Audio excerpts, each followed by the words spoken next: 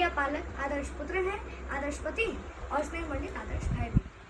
जब लंका की युद्ध भूमि में मेघनाथ भैया लक्ष्मण को शक्तिमान से मूर्छित कर देता है, तब भगवान श्री राम अपने भाई को गोद में लेकर प्रलाप करने लगते हैं और वह कहते हैं कि देशे देशे करत्राणि देशे देशे च माधवा सन्तु देशे न पश्यामि यत्र भ्राता सहोदरः। अर्थात हे लक्ष्मण, वह अनेक देश हैं जहाँ हमें भाई, बंधु, माता, पिता, स्त्री सभी दिखाई पड़ते हैं, परंतु वो देश मुझे कहीं नहीं दिखाई पड़ता जहाँ की अपना यत्र भ्राता सहोदर, जहाँ की अपना सहोदर भाई है। वे एक आदर्श मित्र, आदर्श प्रजापालक राजा और आदर्श धर्मात्मा भी। श्री राम की शारीरिक युष्मा, सौंदर्य तथा आंतरिक वैभव दोनों ही अपने आप में अपूर्व है। उनके विषय में वाल्मीकि मुनि का एक कथन है कि विष्णुनाम सदृशे विरजे सोमवत प्रिय दर्शनः कालाग्नि सदृशे क्रोधे छमया पृथ्वी सम।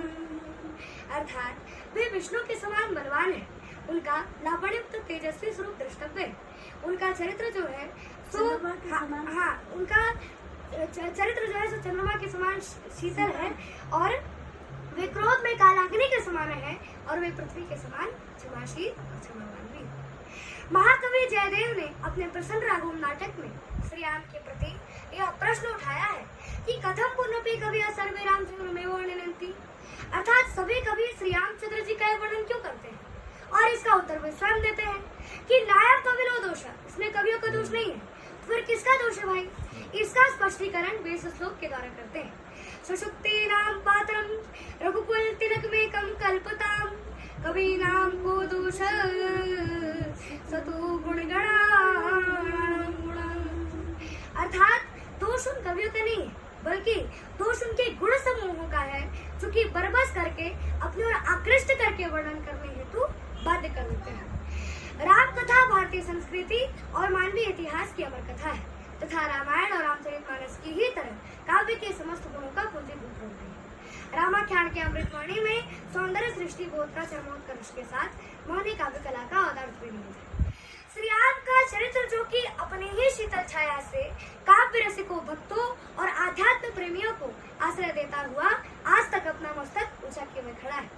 बुध विश्राम सकल जन रंजनी और राम कथा कलिकलुष निकलनी। अर्थात राम कथा कलयुग में सभी मनोरथों को राम कथा कलयुग में सभी पंडितों को विश्राम देने वाली है, कलयुग में सभी पापों को नाश करने वाली है। मंत्र महामुनि विषय व्याल के अमेटत कठिन कुअंक भाल के। अर्थात राम कथा में वह अलौकिक शक्ति है जो कि वह मनुष्य के ललाट पर लिखे हुए अंक को भी मिटा देती है। राम कथा कलि कामद गाए ओ सुजन सजीवनी मोरी सुहाई।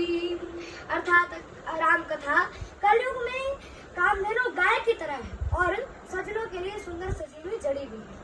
राम कथा सुंदर करतारी और संशय विहग उड़ावन हारी। अर्थात राम कथा वह सुंदर हाथों की ताली है जो कि संशय रूपी पक्षी को उड़ा देने वाली है। जय जय श्री राम।